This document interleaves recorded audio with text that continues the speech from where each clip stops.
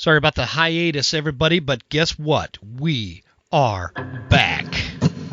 There exists a threat, from anti-hunting groups to politicians trying to give our land away, and we won't stand for it. Those vast western landscapes provide the space for our wildlife to thrive, and a place for hunters and anglers to fuel the fire that sparks their soul. In this show, we share our love of hunting, fishing, and conservation. Here, we provide the foundation to meet these threats through passion and the grit of the American outdoorsman. Welcome to the Western Huntsman Podcast.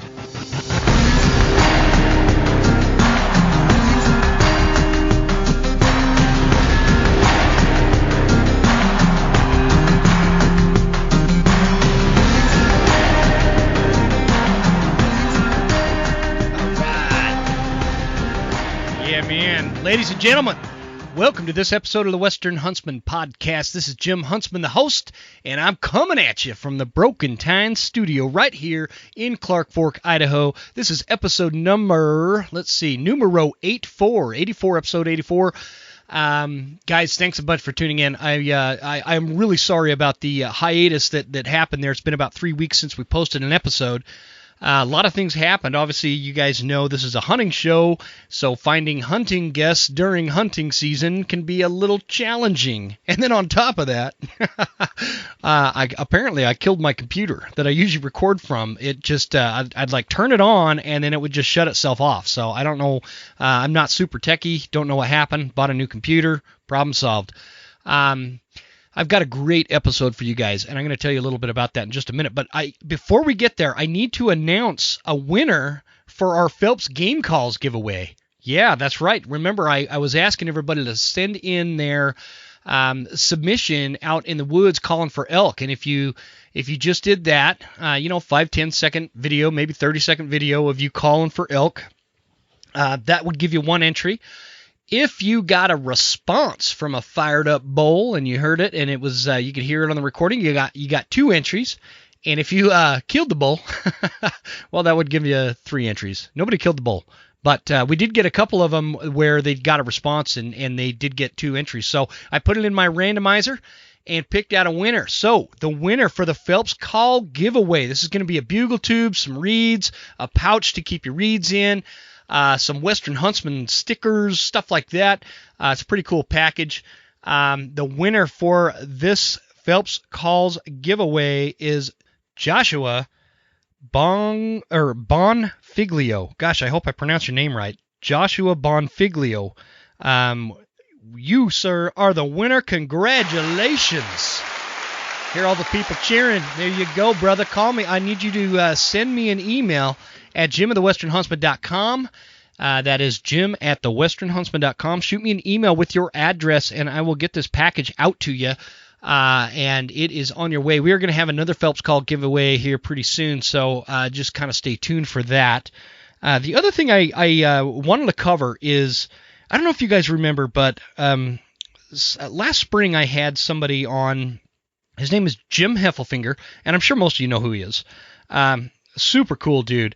I had him on the show to talk, deer management and stuff like that. But I had a question popped into my mind that has, and it's always kind of been there, and it's something that I've just never known the answer to. And instead of like becoming, one of the infamous Facebook wildlife managers out there when talking to people, I wanted to get the answer from an actual expert before I form my own opinion.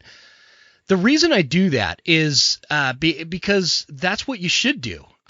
It's hunting season, so being on social media is really frustrating right now. Everybody's got an opinion. Everybody's like a Facebook wildlife manager or on Instagram. They're not as nasty on Instagram, but I see a lot of opinions flying around without having the facts to back it up. And these are opinions that form, through your own experience maybe, or somebody told you this when you were younger, or somebody just told you this and it just sounded right to you, but it's inaccurate. It's wildly inaccurate. In fact, this episode, the guest that I have on today, is going to help you change your mindset as to how you respond and react with stuff like that. If you're one of those people that form opinions without actually doing any homework on it. I'm not saying any of you are like that. I'm not saying any of you are like that. All I'm saying is on social media right now, there's just a lot of bullshit and people talking about things that don't know what they're talking about. And we need to educate ourselves on these subjects. So what I did is I reached out to Jim Heffelfinger, and the question is basically, let me skip all this, blah, blah, blah, blah, blah. During the rut, whether mule deer, whitetail, blacktail, coos, cows, or name your species, in the event that there is not a mature buck around, will a doe allow a young buck to breed her? And I said, whether it's a forked horn or even a spike or something like that. I've always wondered that. If like there's no mature bucks around, will the young buck get a chance to breed that doe? Same kind of thing with elk. Will a satellite bull, get a chance? So he responded, and Jim, I just want to read Jim's response. And for those of you that didn't hear the episode or don't know who Jim Heffelfinger is, let me just tell you real quick. Jim, in my opinion, Jim Heffelfinger is the leading wildlife deer expert in the world. And I don't say that lightly. I strongly believe that Jim he's very much focused on deer. He's got a lot of experience with deer. He's involved with all sorts of things, deer management, mule deer, cows deer, however you want to say it, cows, coos. Jim pronounces it cows deer, and since he's the expert on deer, I guess I'm going to pronounce it cows deer. I don't know. The point is he is an expert. So this information comes with a lot of credibility, a lot of study, a lot of research, science, that kind of stuff. It's not just some slap your knee, shoot from the hip kind of opinion. Jim, young bucks getting a lot more action than people think. Genetic research in South Texas by Randy DeYoung showed that even with a very mature buck age structure and a narrow buck-to-doe ratio, the 1- and 2-year-olds still sire a lot of fawns.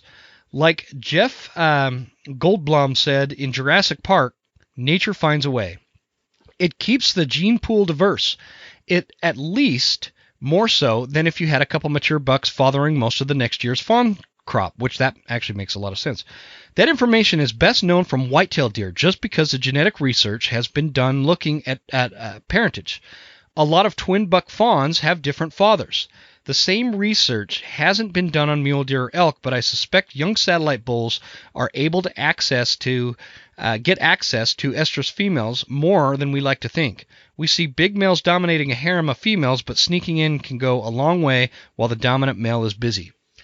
So essentially what he's saying, like during September, that you've got your herd bull out there, and he's kind of dominating the harem.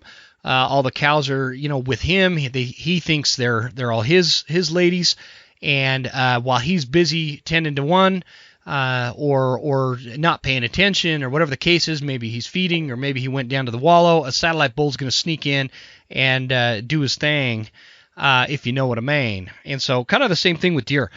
So there you go. There you have it, folks. From who I think is the world's leading deer expert and wildlife scientist, Jim Heffelfinger. Great guy. I'm going to try to get him back on the show because he answered that question in such a great way that it leads to a lot more questions along those lines. And you guys know I like to geek out on that shit. So thanks a bunch, Jim, for bringing that up. So real quick, let's knock out our sponsors, guys. Phelps Game Calls. Don't forget to go on to phelpsgamecalls.com and check out all the calls. Right now is a great time to start stocking up on your elk calls. They've got some deer calls. They've got a lot of predator calls. Get out there and use those calls, man. They work great. I have had a lot of success with all of Phelps stuff. They're the oldest sponsor on the show. They're my friends. They're great people.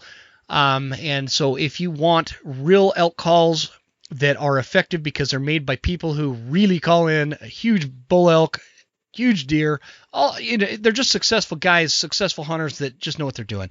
Go to phelpsgamecalls.com and use promo code Huntsman10 for 10% off. There you go. You get a discount. Scree Gear.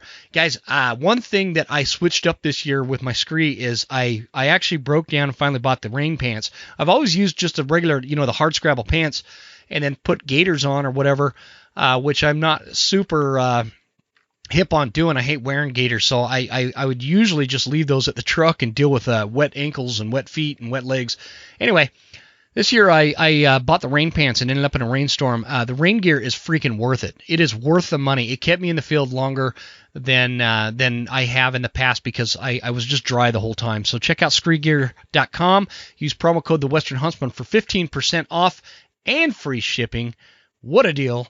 Check it out. Hoffman Boots. Hoffman Boots is my boot of choice. You guys know that I'm a huge fan of Hoffman Boots. I love my Explorers in the 8-inch, non-insulated for early season. Get the insulated for late season. They've even got a 10-inch boot. They've got the Summits. It's the best boot out there for the money. You can't beat it. It's a great deal. And to make it even better for you, use promo code Huntsman10 for 10% off. By the way, that is all caps lock on that one. Last but not least, Tacticam. Tacticam is your self-filming or POV camera of choice if you guys want to film your hunts or you just want to get some nice POV angles, point of view from, like, you could shoot from the scope, film from the scope. You can attach it to your weapon in some states that allow that. Make sure you're checking your regs. But the biggest thing I love about Tacticam right now, I am addicted to my Reveal X cell cams. Guys, I have some available at thewesternhuntsman.com. If you want to jump on there, I have like 4 Verizon Reveal X cell cams left. I think I've got 4. They sell like hotcakes, so don't miss out.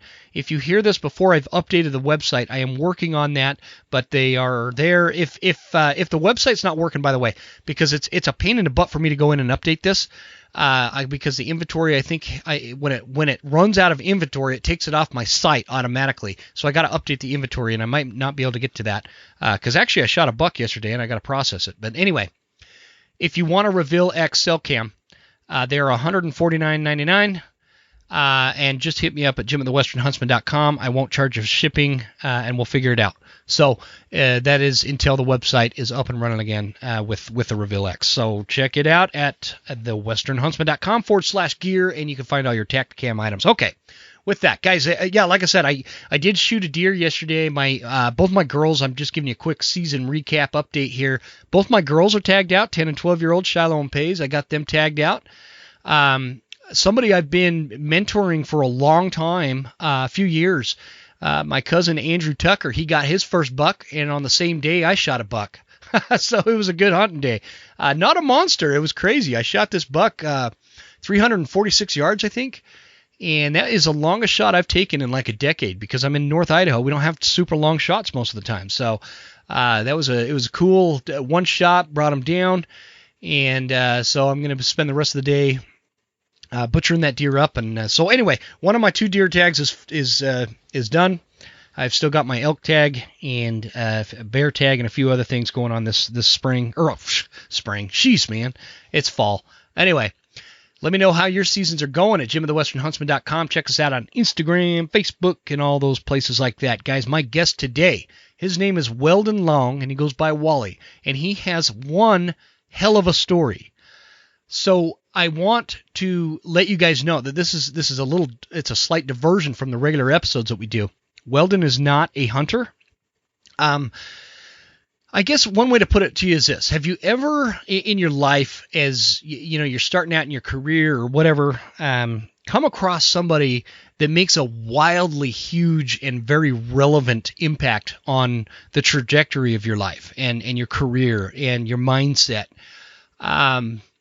That's who Weldon is to me. A little over a decade ago, I saw him at a seminar. Didn't know who he was, and he gave this talk, this discussion that he was given, this seminar, changed my life. I mean, it changed my mindset. It changed a lot of things. And I'm not one that, goes to all these different motivation seminars and different things like that and falls for every one of them. I like people who have a message of substance and relevancy that you can actually apply to your own life. And I've talked about this before, and that's what Wally did. Wally brought his A game on this seminar that I attended, and it did. It changed the trajectory of my career. I was okay at my career prior to meeting Wally. I was at the top of my game after I met Wally. And so he's just a fantastic individual with one hell of a story. You're going to hear from a guy who spent much of his young adult life in prison and then turned it around and became a multi-millionaire. beaches in Hawaii, or I'm sorry, houses in Hawaii, six-figure type kind of cars in his garage, huge homes in Colorado. I'm not saying that to impress you. It's to impress upon you the complete dichotomy of his life and how it has changed from this poor convict that knew nothing but crime and doing these kind of things that got him in trouble, to this dude who is a man of integrity and honesty and character, and he's just a great guy to learn from, and you guys are going to get a lot out of this episode. So I want to encourage you to go on to his Instagram at Weldon Long. And if you guys are following him and you're following The Western Huntsman on Instagram, I am going to be going through and checking who's following both of those, and I'm going to pick a winner to send one of his books to. Actually, I've got 3 of his books, so we're going to be giving those books away. So make sure you check him out. With that, guys, I'm going to let him do the rest of the introduction, and let's get right into it with Weldon Long.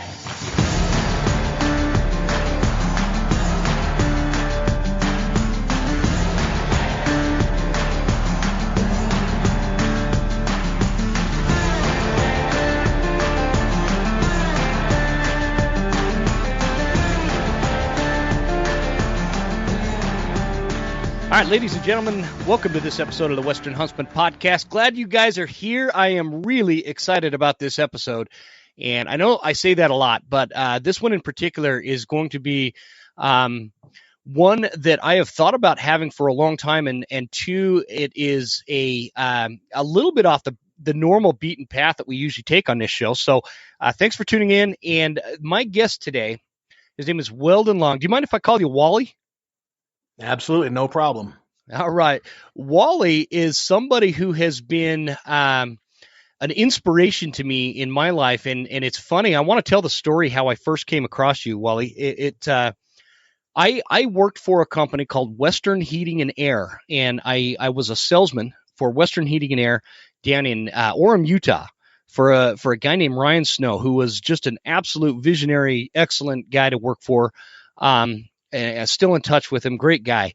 Anyways, interestingly, in that particular region, there was this blue ribbon trout stream right outside of town. And I would be basically my day job consisted of this.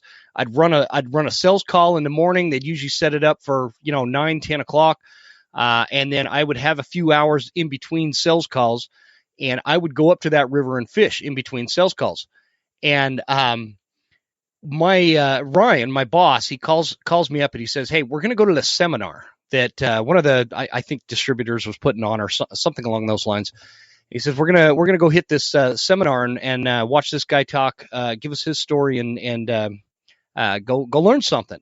And I was a little bit annoyed about it, Wally, because the time of year, I believe it was like September or October, and the streamer fishing on the river was like just epic that time of year. And it was back when I was just overly obsessed with fly fishing. So I kind of was a little bit grumpy about it, had a little bit of heartburn about it, because I wanted to be fishing. So we go to the seminar, and you come out and give us your story and talk to us about what you've done with your life, which is just absolutely incredible. And it kind of changed the trajectory of my career in a lot of ways. And I want to say this was back in, gosh, it had to be like 2010 or 2012 or something like that. I mean, we're talking over 10 years ago.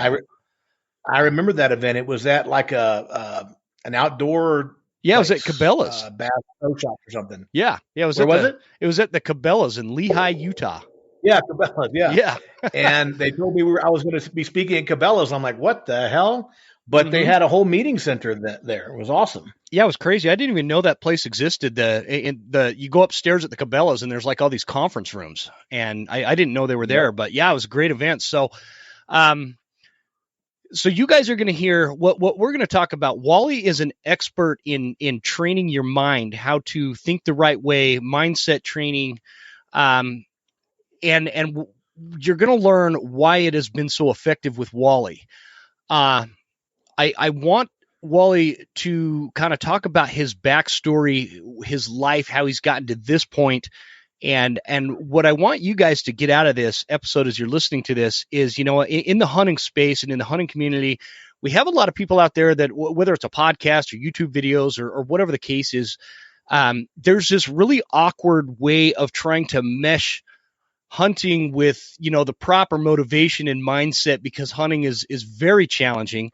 To be successful, you do have to have the right mindset. You have to be disciplined. You have to know what you're doing, all these things. And there's this weird, awkward fusion that tries to take place in the hunting space. And I think people try too hard. And I think my point with that is motivation and mindset is motivation and mindset, irregardless of what space it is, whether it's your day job or you're hunting or whatever other hobby or whatever you're putting your mind to.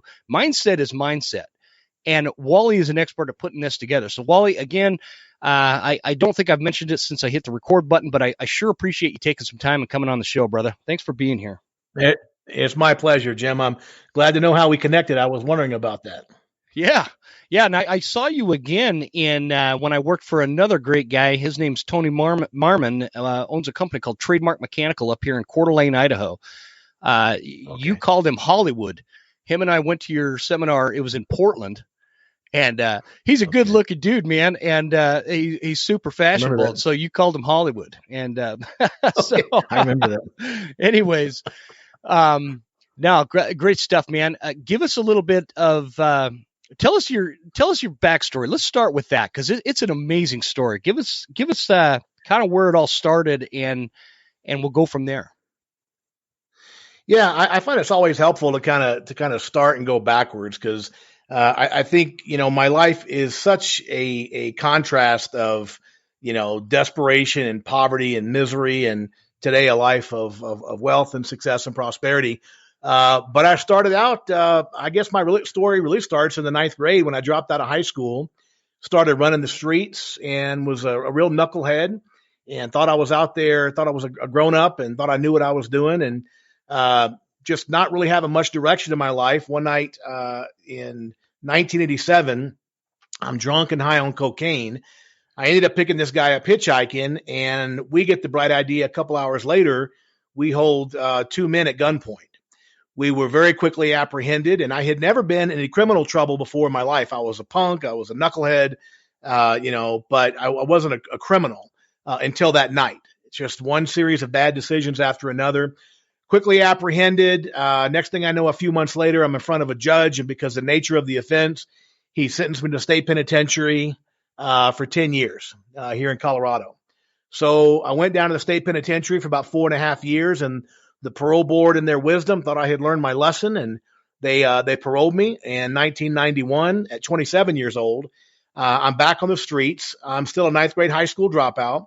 I'm still a punk. I'm still a knucklehead. Now I'm a convicted felon to boot. And so I pretty much thought my life was over. At 27 years old, it was pretty much done.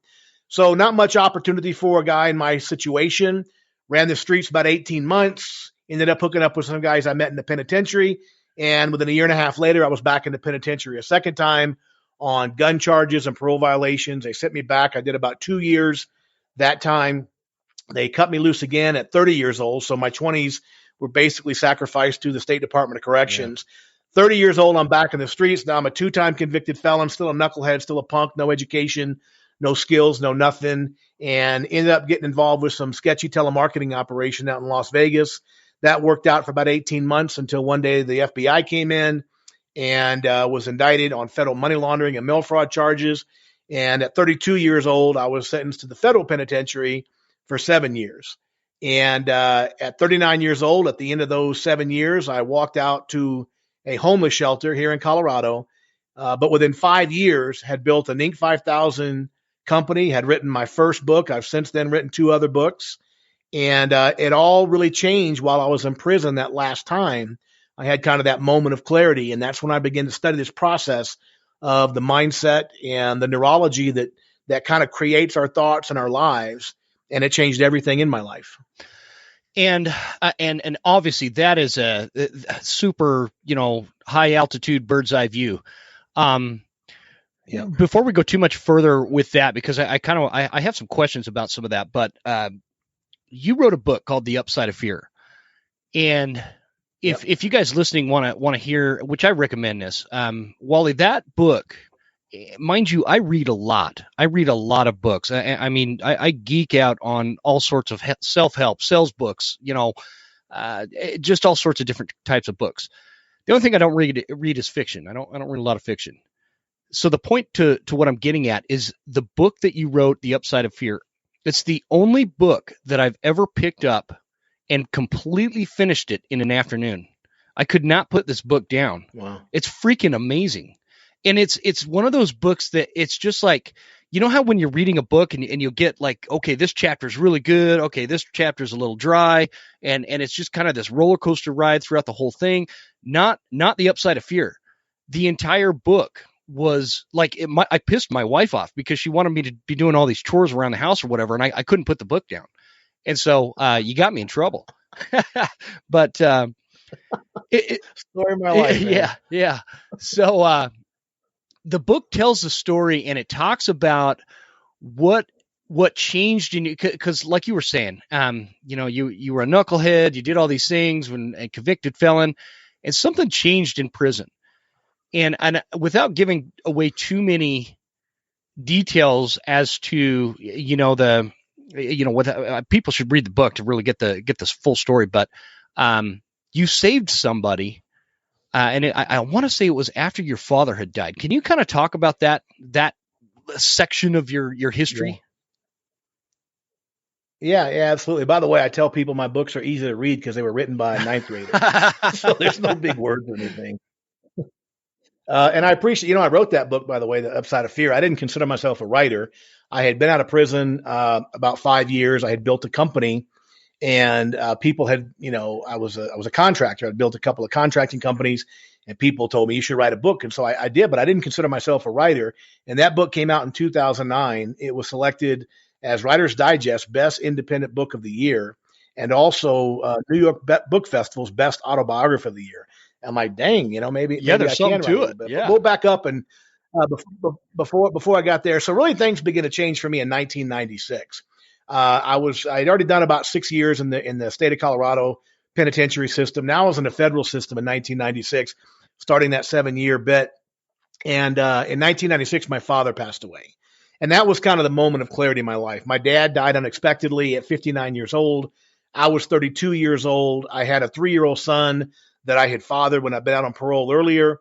And so in 1996, my dad dies suddenly. I'm looking at this son of mine, 3 years old, that I'd abandoned because I went back to prison. And it was the first time in my life, like the blinders came off.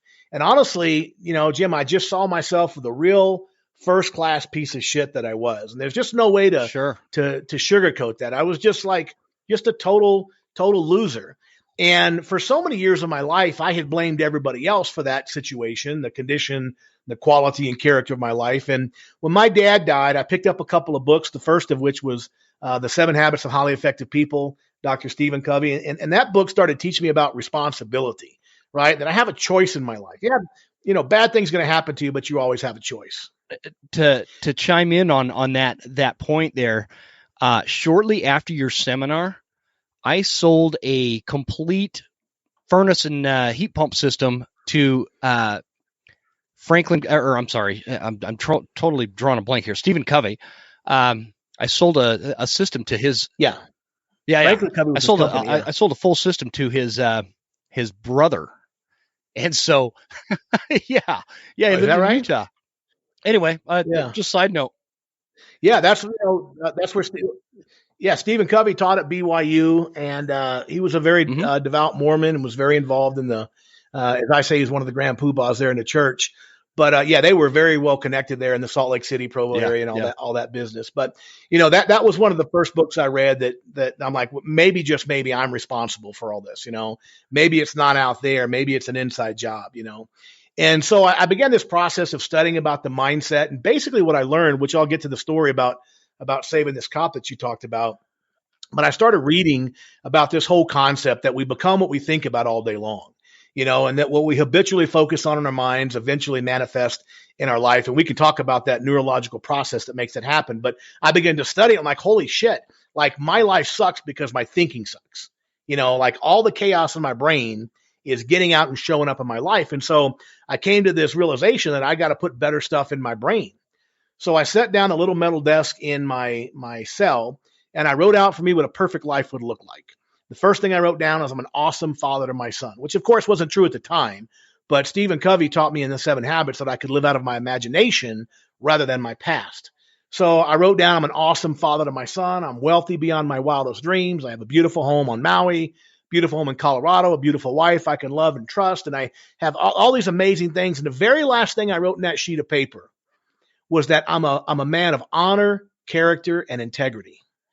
And that was a pretty unlikely list of things to happen, right? I had a better chance of getting struck by lightning and winning the lottery on the same day than any of those things happened because it was so far away from the person I actually was. But again, I was living out of my imagination. I began to use this process to recondition my subconscious brain, develop new habitual thoughts, and we can talk about all the mechanics of that if you want. But this went on, and 6 years later, I had completely changed my mindset, and I was just about a year away from getting out of prison. And I was on the phone one day, and the prison guard for that unit I was in was walking by, and just as he walked past me, he fell down. At first, I thought he tripped or something, so I hung the phone up and I turned around, and this dude's lying on the floor, and he's flopping around like a fish out of water, having some kind of seizure. Now, the number one of the penitentiary is really simple. Yeah. The police are not your friend. You don't talk to the cops except when you have to. You don't help them. You don't do anything. I had seen dudes get beat to within an inch of their life just for talking to cops too much, right? So here this cop is flopping around on the ground, and I got to make a decision. Right now, you would think my decision would have been, you're a cop. It sucks to be you, because it's all convicts in that cell house. He was the only cop. But I reached in my mind to make a decision.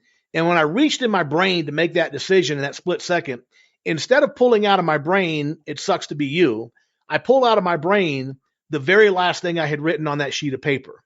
I'm a man of honor, character, and integrity, which meant, of course, I had to do something. And the point is, when you put better things in your brain, better things come out. Again, we can talk about the neurological mechanics of that. But I knew in that moment I had to help this guy. So I jumped down over him. He's having this seizure. And my plan was, he's knocking himself in the head with his hands. So I'm trying to kind of stabilize his hands, get my hands around his wrist. And just as I get my hands around his wrist, all of a sudden, like somebody turned off a light switch, dude just died. I didn't know if he had a heart attack or a seizure, an aneurysm. I didn't know what the hell happened. All I know, he was violently struggling, and then he was just, boom, he collapsed. So right away, I'm thinking, this dude just died right here in front of me. Of course, my second thought is, they're going to think I'm the one that did it, because I'm the dumbass convict over the dead cop, But I know I got to help this guy. If I'm truly going to be a man of honor, character, and integrity, I got to do something. So I got to do CPR. Problem is, I didn't know anything about CPR, right? As I tell people, only thing I knew about CPR was the stuff I'd seen on Baywatch, right? In slow motion. So I thought for a moment about Pamela Anderson and what she would do in that situation. I visualized, just kidding. I started pushing on his chest. I started pushing on his chest, right? Because I remembered that from CPR stuff I'd seen in the movies or whatever. Push on his chest, nothing happens. Push on his chest, nothing happens. Then I realized, if I'm going to get oxygen in this cat's bloodstream, I got to put my mouth on his mouth. So I put my mouth on his mouth, Jim. I can taste the Dr. Pepper he'd been drinking when he fell down. It was all I could do not to gag on the guy. But I breathe, but nothing happens. I breathe again, nothing happens. I push on the chest some more, nothing happens. Dude is dead as a doornail. I have no idea what I'm doing. About 3 minutes into this process, I hear a bunch of cops bum rushing the cell house, right? A couple of the guys had taken off to get some help. And the cops come rushing in, and they're locking down the cell house. It's just going crazy. And one of the cops comes running around, kneels down next to me. He told me later, he knew right away I was trying to help the guy. But this cop that knelt down next to me, he knew how to do CPR. So he tells me, like, okay, you got to pinch the nose and tilt the head back to open up the airway, right? Because I was just breathing in his mouth and it was coming right back out his nose. So you got to pinch the nose, you got to tilt the head back. So he'd tell me, breathe, not too hard, and tell me how. And so I did it, right? Like 2 times or whatever. Then he would do the chest compressions, right? Then he would say, okay, breathe 4 times. We start getting this rhythm. He tells me how many times to breathe. And all of a sudden we start getting this rhythm. And after about a minute, I can see color coming back to this cat's face. Like I'm thinking, holy shit, we're getting oxygen in his bloodstream. If this dude lives, he might not have brain damage. So this goes on for another 2 or 3 minutes. And all of a sudden, Jim, just as quick as this guy left, he came back to life. dude. And he came back to life the very moment, of course, that my mouth was squarely on his. And out of the corner of my eye, I see this guy's eyes open up.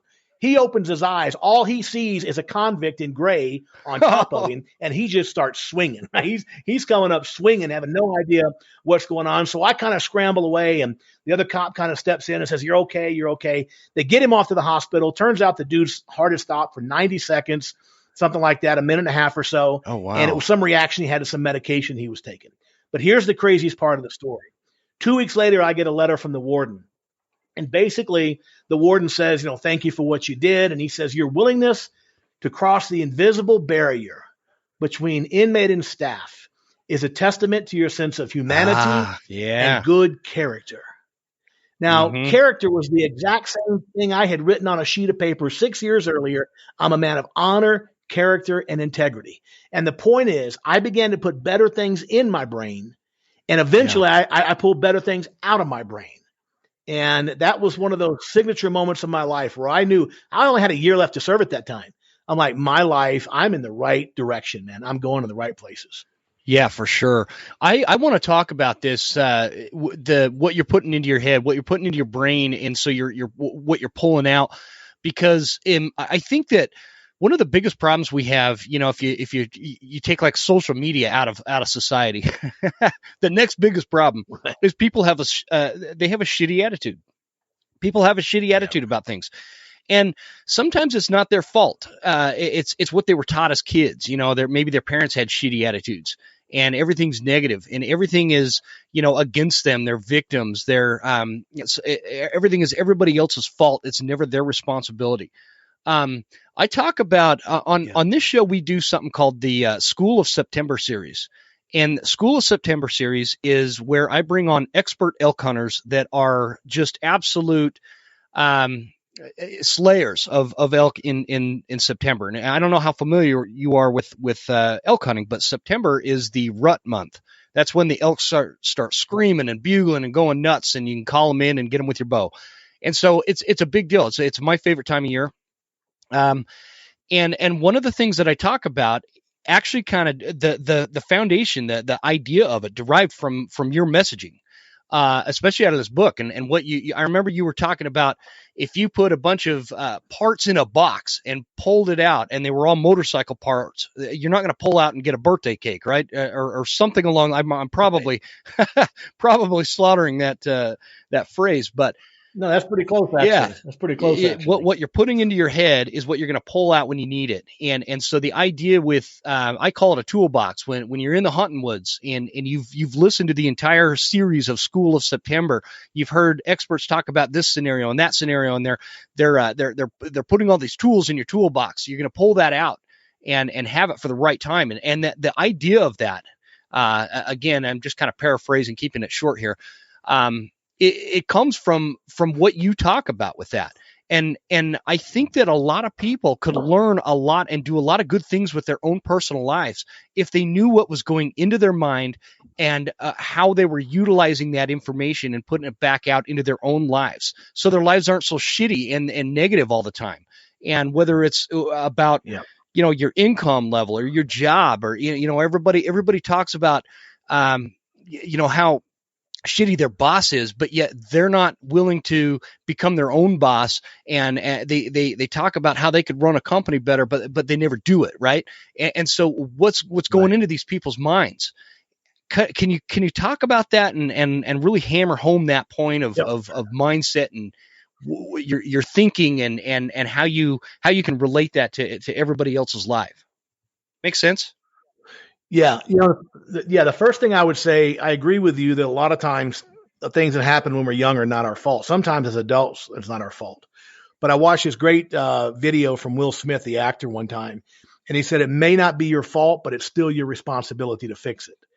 And so it may not be our fault that our mom was drunk or our dad beat us or our dad was poor, whatever. That might not be our fault, right? But it's still our responsibility not to use that as an excuse to perpetuate that behavior, right?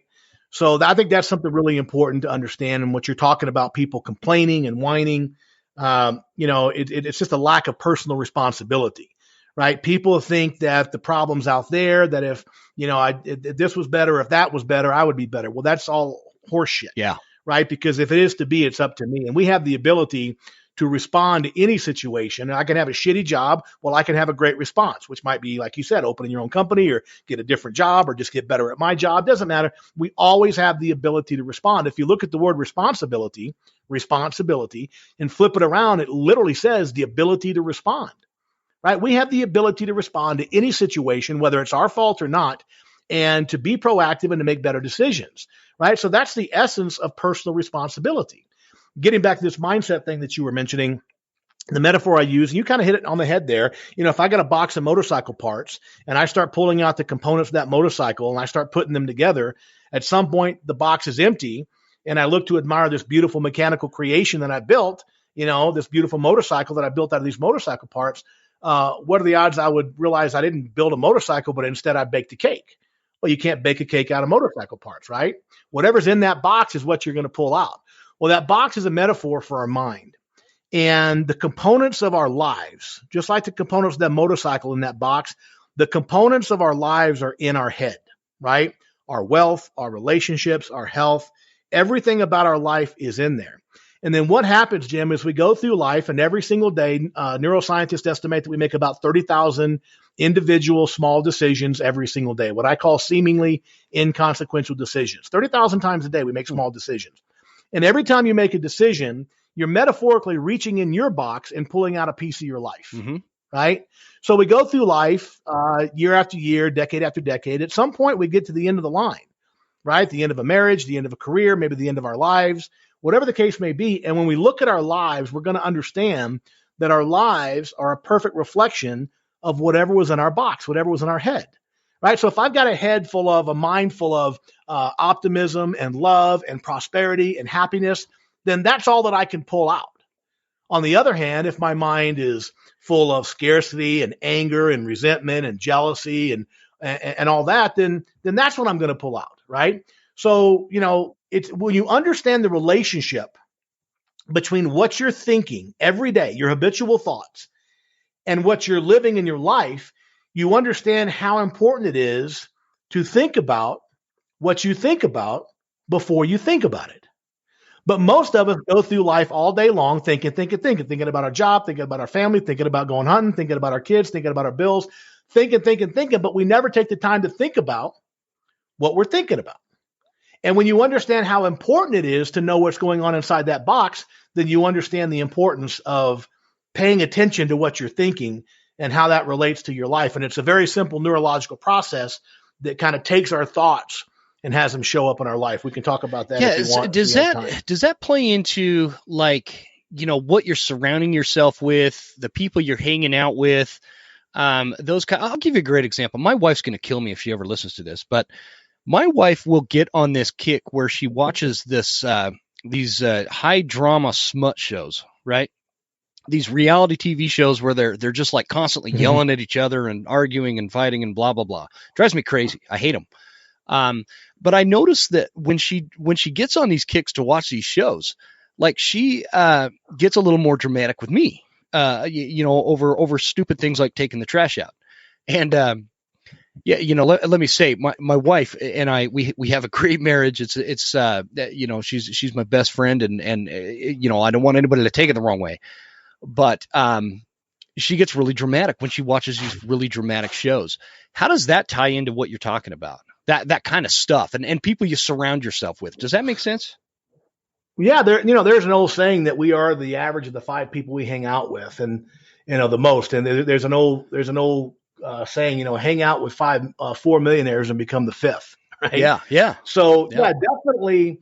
We take on the attributes, we take on the thinking, the habitual mannerisms and habitual behaviors of the people we hang out with. By the way, I can't escape this. My wife's going to hear this because she's at the other end of the room, but she watches those shows too. And I'll be honest, a couple of years ago, I kind of got into one for a while, man. Shit was crazy. I know, right? Crazy. I have too. I've gotten into them sometimes, but yeah. Yeah. So, my mom was like this super, super religious woman. And, when I was growing up, I hated it. And I never really, agreed with the things she said. But I remember one of the things she used, some scripture, I have no idea where it is in the Bible, but she used to always quote it. she would say bad associations spoil useful habits. Right. And I mean, that's how foundational that concept is, right? It goes back thousands of years. You hang out with the wrong people, right? And bad things can happen. You hang out with good people, good things are going to happen. So definitely, you know, we kind of assume the attributes, the traits, the characteristics.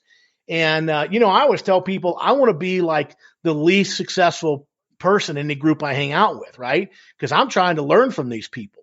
I said that one time I was speaking in Cleveland, Ohio, with Ray Lewis, the football player, and I made that comment. He and I were speaking on the stage, and I made that comment that you're the average of the 5 people you hang out with the most. And somebody on our team had a clip of it, video clip, and they put it on Facebook years back. And man, the outrage was unbelievable, right? People were so offended, which goes to the nature of our society. Everybody's so incredibly easily offended these days. But people are like, so you just don't help the poor people? You just don't help people who are struggling? That's not what I'm saying. I help people all the time. I'll give them my time. I'll give them my money, so long as they're trying to help themselves, right? I'm not big on a handout type of thing.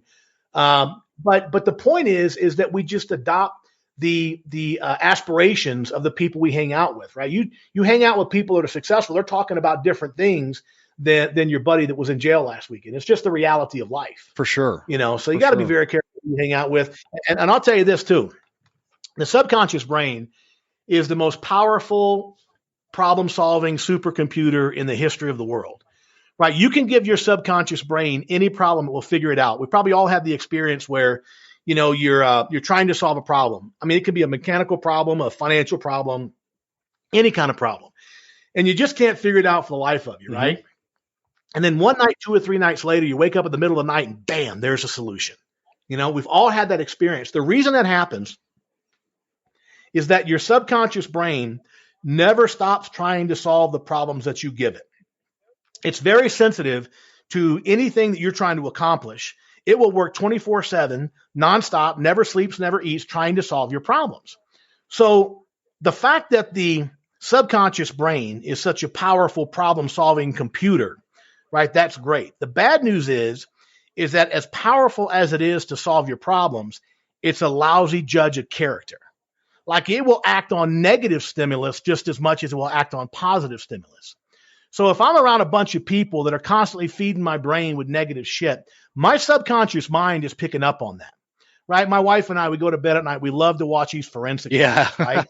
I knew we'd get along. How many dumbass dudes like end up thinking they can get away with killing their wife? Like, where do you ever start getting that idea? Well, it's because they thought something. And the subconscious mind helps them figure out. It's like what you're talking about. They watch a bunch of forensic files and think that, you know, they see all these mistakes. You'd think they'd learn from it. And so they do it differently. But no, they do the exact same damn thing. Well, my wife better be careful. Although my wife better be careful. I told her, I've been married over 25 years now. If you take all of my marriages and you stack them up end to end, it's over 25 years. Unfortunately, it was 4 marriages. But I told my wife, I'll never get divorced again. I may go back to the joint for murder, but I ain't ever getting divorced again because that shit's hard. Yeah, and expensive. That's incredible. One thing that the way that really struck me in one of your seminars you were talking about, and I think that this will help a lot of people because I'm kind of a simple-minded dude. Things hit me that when you're talking about like a complicated thing, and then you say something simple and simplifies it in my mind, and all of a sudden it's applicable to my own life, right? So you were talking about with what you're saying with what's going into your mind and what's coming back out, right? People that grew up in a family like mine, and it sounds like yours. The mom's sitting there telling you, now eat everything on your plate. Finish your plate. Eat everything. You're not leaving till you finish everything on your plate. That's what a good boy's going to do, right? And then you grow up, and you go to a restaurant and they bring out all this freaking food, and it's like you feel like subconsciously you have to eat everything, or you're doing like a bad deed if you don't. And this is how many of us become overweight, and it's because a lot of that. The point, let me put it to you this way. My first daughter was born right before I went to that seminar. A couple years before. I've never made her or nor my wife sit down and finish everything that was on her plate. They eat till they're full, right? And I don't have overweight kids, Wally, because of you. That message. Right. But the point is Right. it's not always That's your fault crazy. what's in your mind. It was put in your mind. And to put this into like a without getting like awkward about trying to move this into a hunting message, but a lot of people, especially if you're on social media, when you're watching your social media pages and people posting these different things and getting all fired up about, well, I didn't get a deer this year because of all the non-resident hunters, or all the full moon affected my elk in my area and I couldn't call in a bull. Because of this, people shooting too small of bucks, we don't have any big bucks, or people shooting all the big bucks, so we've got nothing but a bunch of small bucks. All these different things that people use as excuses as to why they didn't notch a tag is all mental. Because why is it that there's other people out there in the same area doing the same thing that are notching tags on what their goal was? And it's not because of Right. non-resident hunters doing this. I know we all get upset about our units getting overly crowded, but my unit got really crowded. And you know what? I still got away from people. It's all about what's in your mind and how you apply yourself to get out there in the field and do it the right way. I mean, get off I can tell you right now, get off the road. You won't find it so crowded when you're off the roads. So. Right. No, that's such a great point, Jim, because I find that people in similar circumstances, I talk about it normally in business because that's, most of my work is in business and sales development, but it's the same thing you just said. Like, so in business, you can have 3 salespeople with the same boss, the same leads, the same economy, the same customers. And you got, one guy kicking ass, one guy doing okay, and one guy barely getting by. Right. They all have the same external condition. So, and again, I don't know much about hunting. I've never been, when I was a kid, we used to do some small game hunting, but I've never done a big game hunting. And, with my past now, I can't even own a gun. So that's not going to happen. I told my wife, if I ever go hunting, I'm going to be chasing the deer to the woods trying to catch Could you it, get a bow or something. But, yeah. And in fact, that's what my wife said this morning. She goes in and I know that, oh hell, what's his name? The old rock and roller, Ted Nugent's a big bow hunter, I've read. Yeah, I know that's really common and probably very, very challenging. One of the things I've learned about great sportsmen, like you don't just like wake up and go do it. Like there's so many various nuances to the art of being a great fisherman or being a great hunter. And but it's exactly what you say. Like the dude that's complaining there's not enough small deer, or elk, and there's not enough big ones or whatever, right? That dude should take that energy instead of complaining, like you say, because the other dude, 5 miles down the road is, filling his tags, but the dude that's not like he should take that energy and like go to hunting school or watch some videos or read a book on how to be a better hunter. But it's much easier. It's much easier to complain about it and blame somebody else. That could be related. I mean, we're talking specifically about hunting, and I'll give you a great example. Like this last September, I think I've mentioned this on the podcast already, but for those of you who haven't heard it yet, it was a full moon. And so, Wally, just for your sake, like a lot of people think that when you have a full moon, it shuts the elk up. They don't respond as well to calling and all these things. It just ruins a lot of people's hunts in their mind. It was a full moon, and there was a lot of out of state and other hunters, were out on public land. That day I had called in this giant bull right out of this herd. They were all laying up on top of this hill.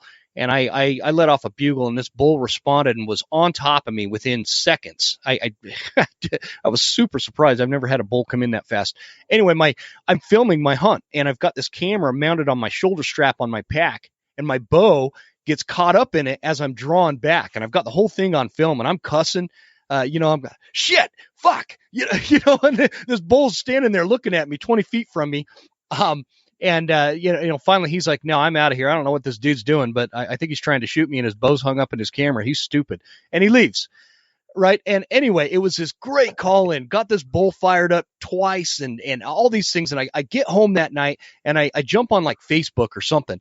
And And I'm reading all these comments from people that are like, oh man, this full moon and all these other hunters, the elk aren't talking. They're being quiet. They're not aggressive. The rut is going to be late. The bulls are just acting weird. All these different excuses. And it's like you said, in like a sales environment, it's always, oh, well, the company's giving me all the bad leads. All the customers that I get don't have money. All the customers that I get, I'm running one-leggers. All these different things that I think that in any aspect of your life, you could sit there and you can make excuses your entire life, and then on your dying bed, you can say that my life sucked because of everything else and everybody else, or you can create your own destiny. And I could tell you that, like, what you talk about, it like legitimately changed the trajectory of my career. I did okay before I met you, Wally. I wasn't hurting, but after I met you, my income dramatically increased. And it was actually one of the lines you talked about was, do you trust me with this project? I say that to this day to customers, and I close more job. I'm the top sales guy in my company and have been the entire time I've been there.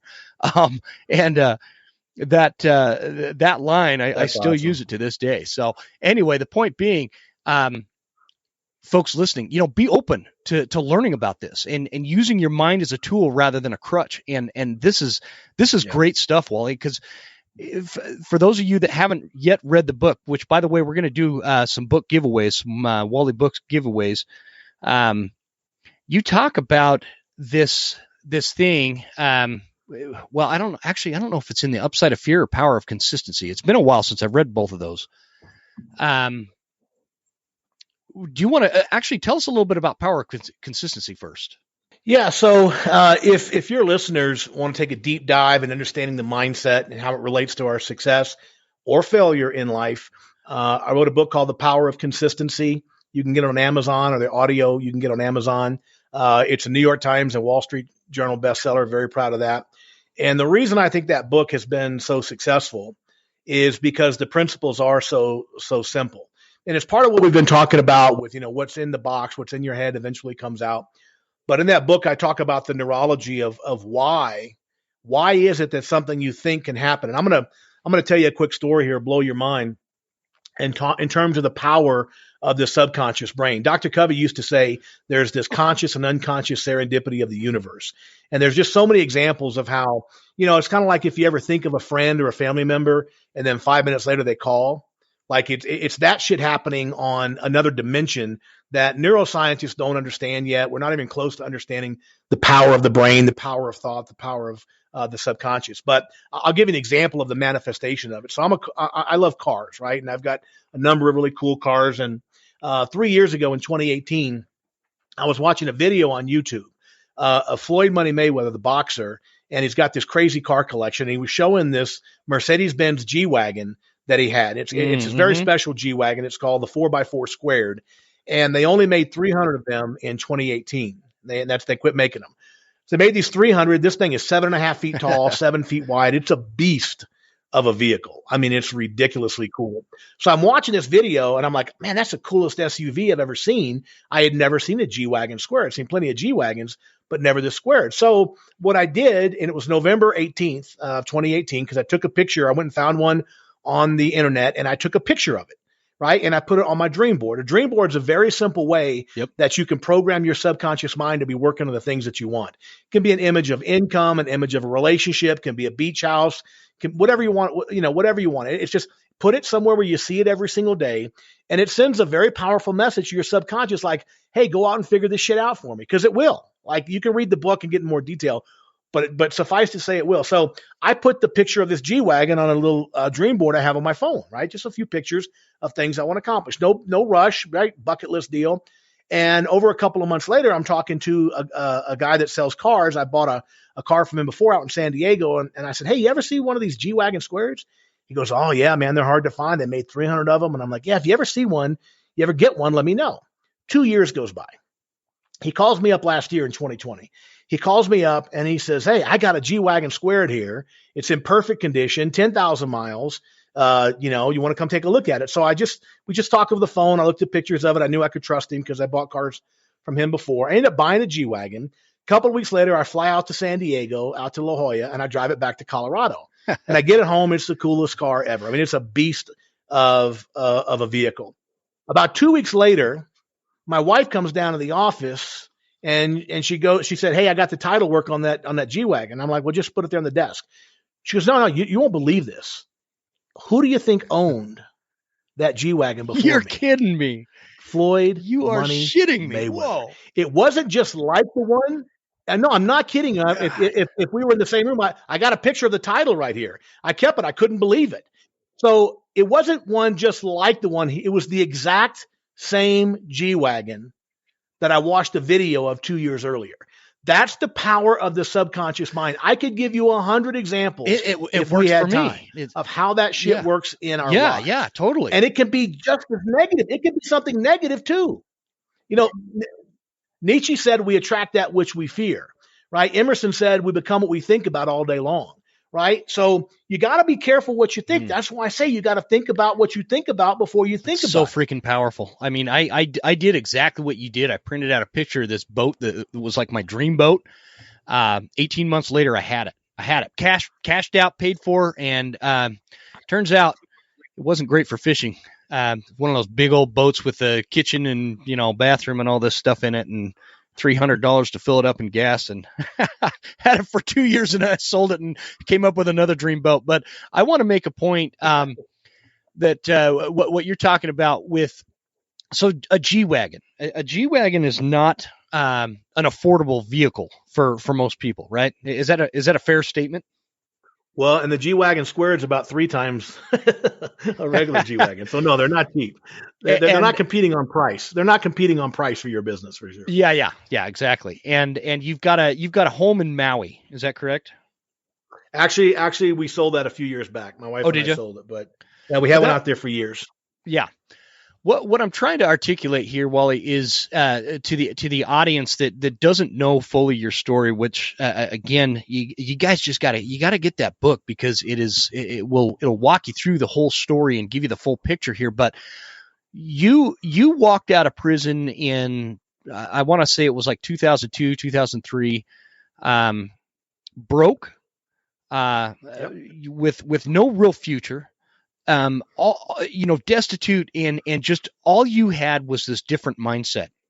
And I remember reading in your book that you're like going door to door to all these different companies, and they're all turning you down. Well, what's your history? What's your, what experience do you have? Have you ever been convicted of a felony, and all these things? And you're just getting your teeth kicked in, and you kept going, knocking on all these doors. And finally you come to this company. It's an HVAC company, and the guy gives you a shot at being a sales guy for him, because he needed a sales guy, and you were there and ready. And I can't remember what you would give them this line that something about how you promise you're going to work your butt off for them, and I can't remember. Anyway, dude, I'm telling you, you pay pretty close attention, because you're really close on all these facts are really, really, really close. And so the point being is you got this job, you became a salesman, then all of a sudden you somehow ended up owning this business. You purchased this business or something, and then next thing you know, within 5 years of being out of prison, you own was it Wright Heating and Air in Colorado Springs or something like that? Yeah, I originally started with the company Best Value. I ended up buying 4 or 5 of my competitors. One of those was Wright Plumbing and Heating, which was a 70-something-year-old company at the time. Mm-hmm. And so, we rebranded everything under that company, because it was such an old company. So you get this company, you build this great, incredible sales force. You've got these technicians and installers and all these people working for you. And then you start teaching other people how you became successful in selling this equipment and becoming successful within the HVAC company, and for other people's or other companies out there. A lot of this stuff was just not known, like what kind of process to have. I had like an outdated sales process that I was using, and it worked. It was pretty effective. But when I implemented your sales process and watched you were doing this thing with Mitsubishi, where there was like this weekly video we'd watch as a company, and the point I'm trying to make is within 5 years of walking out of prison, knocking on doors, being broke, and living in like this halfway house, you've got this Inc. 500 company, all these employees, you've got millions of dollars, you're buying homes in Maui, and you're writing books, and you're going all over the country, giving these seminars and trying to help other people. And you I don't know if you still do this. Do you still make those really cool videos like that one about the Chernobyl, talking about the Yeah, wolf? we do some of Do those. you? Yeah, Yep. I've used those. Yeah, you get paid for what you know, not for Exactly. what you do. So now I'm no longer in HVAC. I actually sell commercial roofing now, and Okay. for a contractor, and I've trained our roofing technicians with some of those videos. I've used that Awesome. that video, and they're like, well, wait a minute, he's talking about residential HVAC sales. Nope, don't worry about it. It's applicable everywhere. And so Yeah, it's the same principle. I guess the long story short, what I'm trying to articulate is you were able to take, with just the power of your mind and your mindset and what you were putting into your box, you are now a very wealthy man. And it didn't take very long when you got out of prison. I know that's been a long time now, but at the time, I remember being amazed that I had never been to prison, but I had not seen that level of success. And like, what the hell does this guy know that I don't know? You know what I mean? And it's just an amazing story, Wally. Well, I appreciate that, Jim. And I think my story, sometimes people, I was out in Las Vegas last week. I was speaking at a couple of events out there, and people will come up to me sometimes almost apologetically and say, man, I don't want to be insulting here, but if you can do it, anybody can do it. Like, that's not an insult, man. That's the whole point of the people story. Say that to me. I got 103 IQ. My wife keeps challenging. Yeah, my wife keeps challenging me to go get another IQ test, but I've had it tested 3 times. Every time I went to prison, they give you a series of tests, and one of those tests is an IQ test, and I scored out about 103, 104 every time. So my success is not a product of being smart or, anything like that. It's just focus and hard work. And the reason my story, I think, serves a purpose is because if you go back, as you mentioned, 2003, I walk out of prison for the last time, January of 2003. My life today is not a reflection of dropping out of high school, going to prison, being broke, and all that stuff. My life today is a reflection of the decisions that I made about being a convicted felon and a loser and all that kind of stuff, right? So my point is that our lives are not a reflection of our problems and our challenges. Our lives are a reflection of the decisions and choices that we make about those problems. And where do those choices come from? They come from your box inside your head. That's why you got to know what's in there. And you got to make sure what's in there is what you put in there every morning, not something your dad or your mom or your grandfather put in there 40 years ago. Because guess what? You might want some different shit than they wanted. But they put their junk in your trunk. When you come into this world as a kid, as a baby, right, your box is empty. You don't have any opinions about wealth and money and anything, right? You're just a kid. Right. But then the world around you, family and neighborhoods and movies and society, they start putting all this shit in your head. Well, some of the stuff they put in there is bullshit. But the problem is when you're told something as a kid, like when your dad tells you something when you're a kid, that's gospel, right? You don't second guess that shit. You don't say, no, Dad, I think you're actually incorrect here. You're 10 years old. You don't have the capacity to challenge your father, so you accept it as truth. Well, what if it's bullshit? You grow up making decisions based on ideas that were somebody else's ideas that were bullshit. I'll give you an example. My dad used to tell me when I was a kid, my dad used to say rich people are crooks. My dad believed that anybody with money was a crook, which of course was taught to him by his father, who grew up in the Great Depression. In the Great Depression, we learned what? Rich people are crooks, right? We call them robber barons, right? The Rockefellers and J.P. Morgan, right? So my grandfather learned that. He taught it to my dad, and my dad taught it to me, and I believed it for many years, that rich people were crooks. So when I grew up, I didn't see the problem in my 20s, stealing money to get money because, hey, rich people are crooks, right, Dad? And I'm not saying my dad's responsible for what I did as a grown man. I'm just saying it can be a self-fulfilling prophecy. We've all known the kid who was told they'll never amount to nothing, right? Why can't you be like your brother? You're too black, you're too white, you're too tall, you're too thin, you're too fat, you're too short, you're too whatever. And we believe that shit. And then you put that stuff in a kid's head. They grow up 20 years later. they start pulling the Yeah. same ideas right out of their head. And that's why we call it the self-fulfilling prophecy. God, so many people in this country could benefit from hearing that kind of message. Apparently, a lot of people grew up with the impression, and I kind of had this too, that rich people were nothing but crooks, and they're what's wrong with America. And then I grew up, and I kind of formed my own opinion about it, because I wanted to be rich, I wanted to be wealthy, I wanted to be successful enough that I didn't have to worry about money. And what I learned is I never got a job from a poor person. And so they're not as evil as maybe some people make them out to be. And so now we've got the society where we're just surrounded by all these people that it's all the rich people's fault. And what's problematic in my mind for that, it's other rich people propagating that message to poor people to make them hate other rich people that aren't even, because their political ideology is different, and people are fucking falling for it. It drives me crazy. Yeah, no, it's crazy. 40% of the people in this country belong to a particular party, and they villainize and vilify rich people all day long as a means to continue to consolidate more power. And the irony is, you just said, those people are wealthy too, right? Those people are wealthy, and for some reason they found it in their best interest to vilify other successful people. I'll give you a quick story. My son's 29 now. By the way, just for your listeners, when I got out of prison the last time, my son was 10, and I got custody of him and I raised him. And he's 29 now. I graduated from University of Colorado a few years back, and but when he was about 14. He started getting some of these crazy ideas in his head. It was back when, people were talking about give your fair share. And of course they keep saying wealthy people should give their fair share. And my son and I were on a ski lift up in Breckenridge, Colorado. We were having this conversation, and I was saying, son, it's about individual liberty and capitalism and stuff. And he goes, well, Dad, but why don't you give your fair share?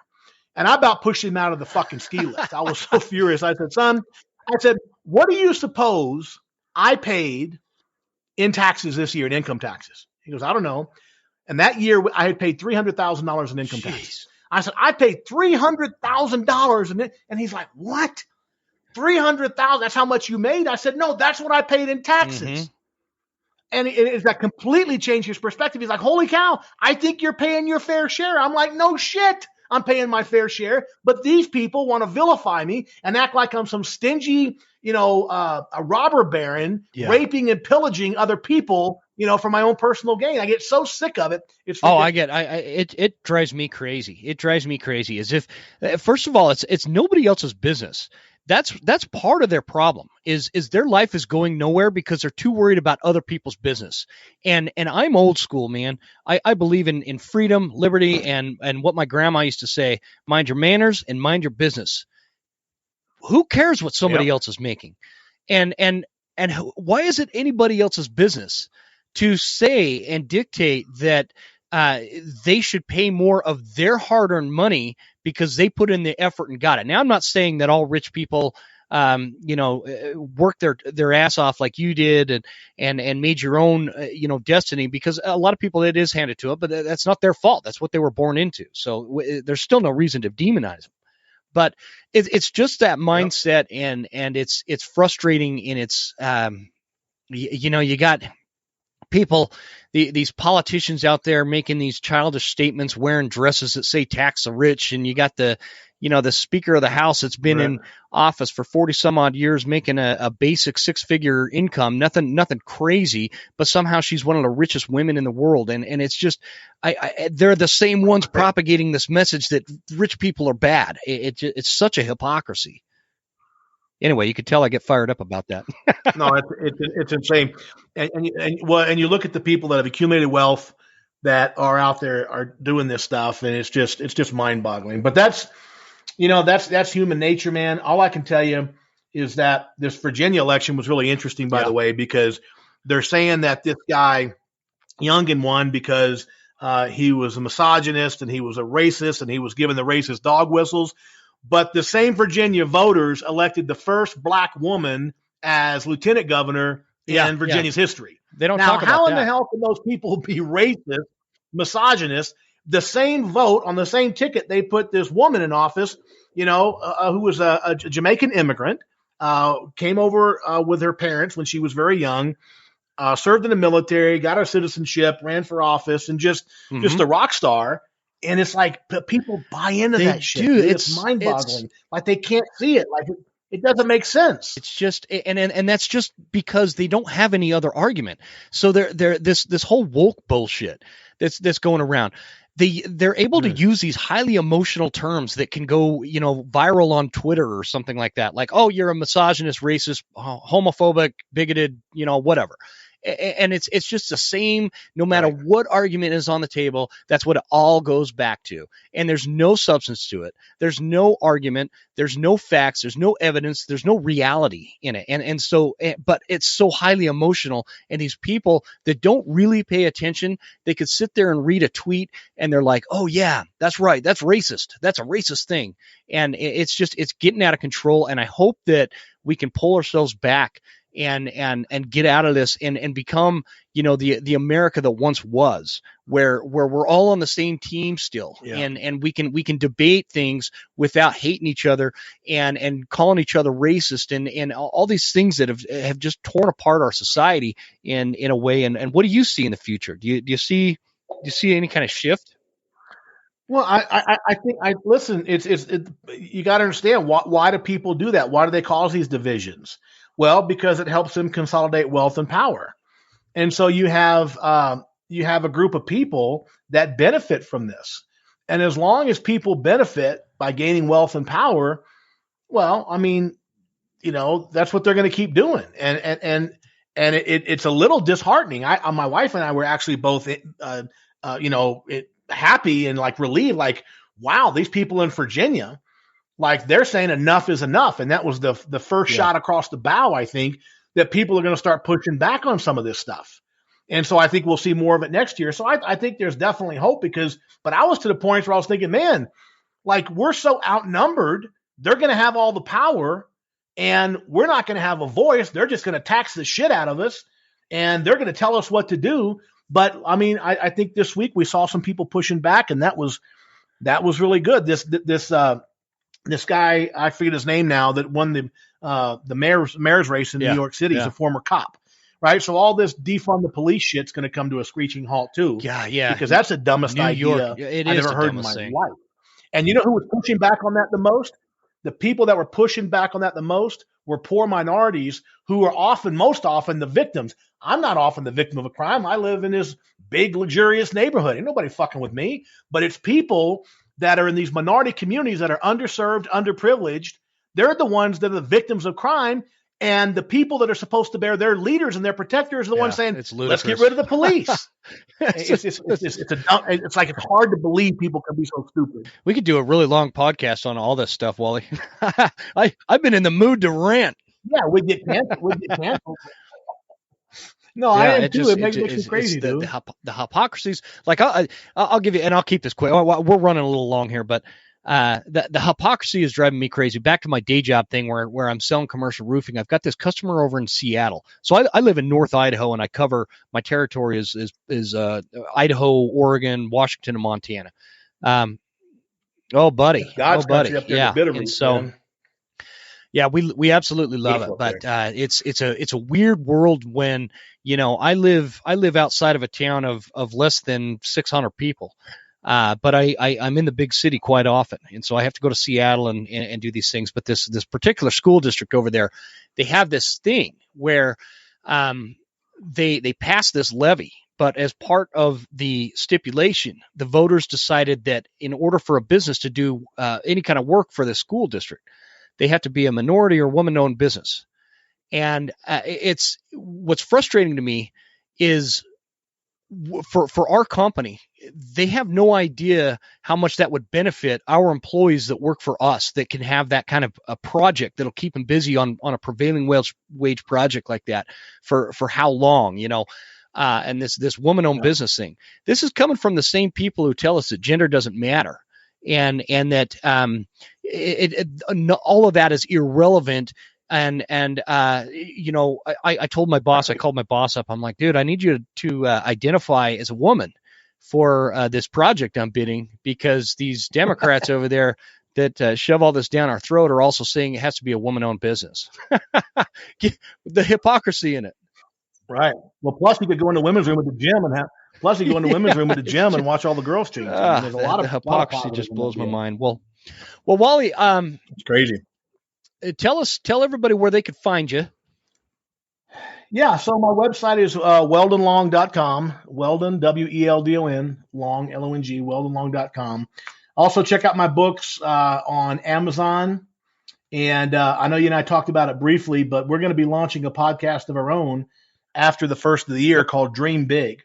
And it's going to be interviews and stories of people that have accomplished great things, but only after overcoming enormous adversity, right? So I won't be having Paris Hilton on the show. It'll be people that struggle. I've learned in my life that people that are really successful, typically, not always, but typically, there's some major adversity they had to overcome. And I think the more that people hear those stories, the less down they'll get about their adversity when they realize that's just part of the process, man. You got to suffer before you really get great things in life, at least in most cases.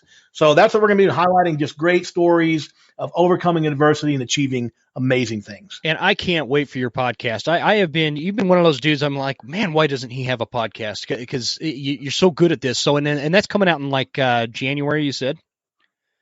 Yeah, we'll launch in January. I'm not sure exactly when. I'm not sure if we're going to start maybe doing it once a month or twice a month or once a week. We're still working on some of those details. And I'm going to be in touch with you, by the way, to get some tips. I know you've had a very successful podcast the last couple of years, and we definitely want to straighten out the learning curve as much as we can and not make any mistakes we don't have to make. Yeah, hit me up, man. I could save you a lot of ass ache. I wish somebody would have done that for me when I started. So, yeah, for sure. But it's going to be good. So, guys, and I want you to know I'm going to be giving away a couple of books for Wally that he wrote specifically.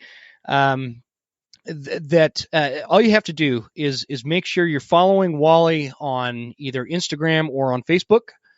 And you are following the Western Huntsman on Instagram. I keep saying I'm new to Instagram. I've been saying that for a year, but I still don't really know what I'm doing. So we're trying to build our followers on that side. So you're following. I don't know either. Yeah, I don't know shit about it, man. But we're trying. So, guys, if you jump on there, follow Weldon Long. Well, actually, what is your Instagram? Let me pull you back up here on Instagram so I get that right. I'll put it all in the show notes. It's just all at weldonlong.com. Facebook is Weldon Long. Instagram. Yeah. All those are just my name, at Weldon Long. Gotcha. So, at Weldon Long, guys, this will all be in the show notes. So, make sure you are following him. You are following the Western Huntsman, and I'm going to pick out some random winners and send some of these books out. I've got, I believe, 3 of them. And so if you guys have any questions or need to get in touch with Wally, whatever the case is, go to weldonlong.com and check out the website. There's a really good blog, by the way. You've got a great blog and some videos and other content there. And so looking forward to the podcast, Wally. I appreciate you coming on, man. Let's keep in touch. And again, thanks again. It's been great. Well, thank you, man. I appreciate it. And congratulations on living your dream and getting to the part of the country. And it sounds like you spend a lot of time doing the stuff you love. I know you work and you've had a lot of success in your sales career, but it sounds like you spend a lot of time doing the stuff that you love out in the woods and just living the dream, man. Yeah, appreciate it, man. A lot of that, again, I sincerely mean it when I say my life has become what it has become because of the messaging that you provided me over a decade ago. So thank you very much. I appreciate that, man. It's very generous of you to say, man. We'll talk soon, brother. All right, brother. Take care of yourself.